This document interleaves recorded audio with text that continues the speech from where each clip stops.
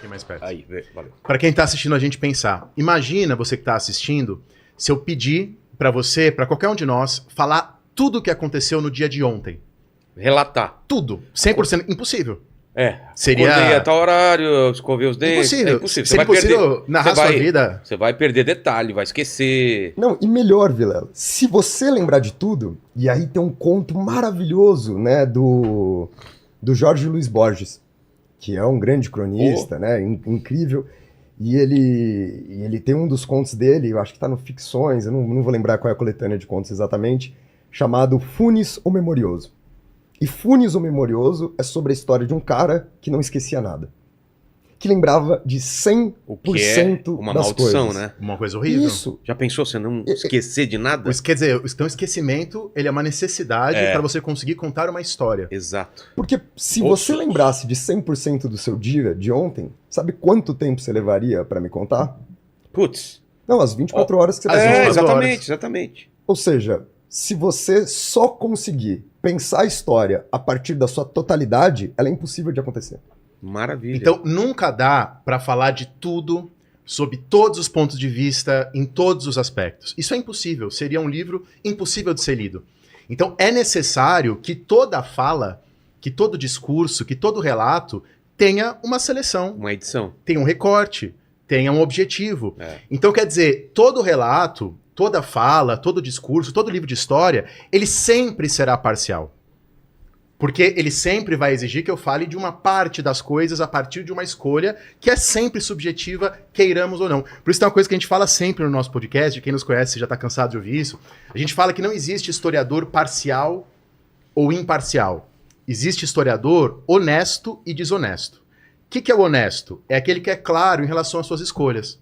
Então eu falo aqui no meu livro, Revolução Francesa, que inclusive eu tô trazendo de presente pra você também. Tem dedicatória? Não Depois tem. Vou escrever daqui a pouquinho. Tá. Esse aqui é o presente inútil dele pra você. Não, é o último. Pelo amor de Deus. Lançado pela editora Contexto, ano passado. E eu falo aí, é um recorte, tem uma escolha de fontes, tem uma escolha de metodologias. Esse é o trabalho honesto, no qual você é explícito. Agora, quem é o desonesto? Aquele que diz, eu vou falar a verdade. Eu vou falar só os fatos. Tá? O que ninguém tá te falando, eu vou revelar. O que ninguém tá te falando, esse daí é o desonesto, mas é o picareta. Comparando com fotografia é a mesma coisa. Esse é o nosso ponto. Porque se você escolhe fotografar daqui ou de lá, você já tá fazendo a sua escolha. Pô, sim, com certeza, não é? É isso com aí. certeza. Então, esse é o primeiro recado que a gente quer dar pra quem tá assistindo. Eu vi uma imagem hoje, por coincidência, de duas pessoas olhando o número 6. E para um é 6 e para outro é 9. Perfeito. Os dois estão falando a verdade, os dois estão escrevendo o que estão vendo, e como você faz? Para um cara ele tá olhando aquele número e para ele é 6. O outro do outro lado tá olhando aquele número e é 9. E os dois estão falando a verdade, entendeu? Agora, Vilela, isso é a segunda parte dessa discussão que é excelente. Então, se a gente tá aqui dizendo para você que a história é sempre um recorte, que a história é sempre uma seleção, e que há, então, portanto, né, uma multiplicidade de perspectivas sobre qualquer fenômeno que a gente analisa, então será que vale tudo? Então, essa é a grande pergunta. Porque dá pra você mentir contando só a verdade. E assim, exatamente. por mais que alguém esteja vendo 6... Eu posso fazer um recorte do Hitler só contando as coisas boas dele. Exatamente. E por mais que alguém esteja vendo 6 e alguém esteja vendo 9, a história, enquanto produção acadêmica, e eu não vou entrar nesse debate se é ciência, se não é ciência, até porque é um debate que acho que já não importa mais pra gente dentro do campo da história, ela possui um rigor metodológico. Entendi. Então, assim, essas múltiplas perspectivas não é sinônimo de valer tudo. Essas múltiplas perspectivas, elas se fazem possíveis a partir de um conjunto de regras, que podem, e não somente podem, e devem ser questionadas. Assim como nas ciências exatas, nas ciências biológicas, também há debate sobre metodologia. Você usou aqui um método problemático. Aqui o seu campo experimental tinha esse problema. E isso se reproduz no campo da história. Então, quando a gente falava ali no começo do programa... E um modelo é derrubado assim que outro modelo melhor surge. Exatamente. Isso, e a gente está na história também. Debate, Também. Teve agora em São Luís do Maranhão o Encontro Nacional de História, tem uma vez a cada 2 anos. Então eu apresentei as minhas pesquisas sobre a Revolução Francesa, frente a outros historiadores que pesquisam temas semelhantes, a gente debateu, e é assim que funciona a ciência, com honestidade. Né? A solução é a honestidade. Honestidade, no nosso caso, é o rigor metodológico, é o uso de fontes, o uso de documentação. Tem um outro conto do Borges... Depois eu quero saber sobre fontes. Isso é um Porque tema... as fontes são muito parciais, né? Muito. Toda Numa fonte, guerra. sim. O cara que venceu a guerra vai ter uma visão, o cara que perdeu a guerra vai ter outra visão. Por isso que a análise documental, a análise de fontes é o que precisa dessas questões metodológicas. E é isso a principal coisa que a gente aprende, ou deveria aprender na faculdade. E que era o que eu fazia com fotografia. Fazer a crítica de fonte. Entendi. Tá? E aí, outro conto do Borges que é legal, se chama Sobre o Rigor da Ciência. É um outro conto do Borges, do escritor argentino, e ele fala de um cara que queria fazer o mapa perfeito da China. E o cara fez. Só que o mapa perfeito da China tinha o tamanho da China. Real. E aí Pra se tornou um ser perfeito, mapa. Tem que ser o tamanho da China. Só que esse é um mapa inútil. Por quê? Porque você não vai usar. É impossível de usar um mapa que tem o tamanho da China. Ah, o tamanho real. O tamanho real. Ah, tá. O mapa perfeito é inútil. Então, Entendi. o mapa, para ser útil, ele tem que ter uma seleção. Ele tem que ter um recorte. A mesma coisa é a história. Se eu falasse todos os fatos de toda a história da humanidade, ninguém ia nunca conseguir ler. Ninguém nunca ia conseguir debater. É preciso um recorte. É por isso que a gente sempre diz lá no História Pirata, uma pessoa que vem para você e fala, eu vou mostrar a história verdadeira, a verdade da história, ou é uma pessoa mal intencionada, ou uma pessoa picareta, ignorante. Porque, veja, não é assim que funciona. A gente tem, né, isso que a gente tem colocado aqui. Não dá para falar tudo de todas as coisas. Então, não existe historiador parcial e imparcial. Todos são parciais. Porque todos têm um recorte, um viés, uma escolha. Existe o honesto e o desonesto.